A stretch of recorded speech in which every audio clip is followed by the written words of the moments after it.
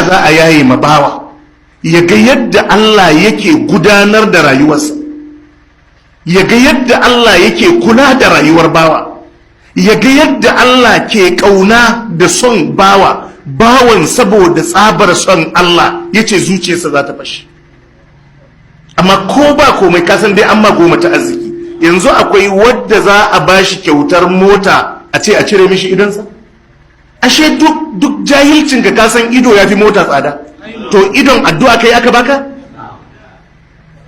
Gwamnati ne ta baka? Kana ji ba wadda zai yarda a karbi jinsa a bashi wani gida duk tsadan gidan. Ba wadda zai yarda a karbi hankalinsa a bashi wani abu. Ashe kasan ko ba komai wannan ido da kake budewa kaga abubuwa da shi kimarsa yafi kimar motar da kake kallo. To amma sai ka samu in baka ankara ba kana yabo da jinjina ma wanda ya baka kyautar mota, baka yi yabo da jinjina ma wanda ya baka idon da kake gani ba.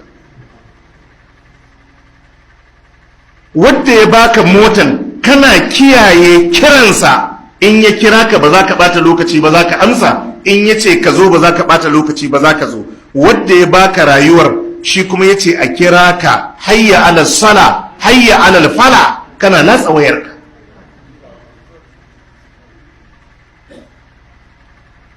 Saboda ka fi ganin kimar motar akan kimar waɗannan ni'imomi da Allah ya baka.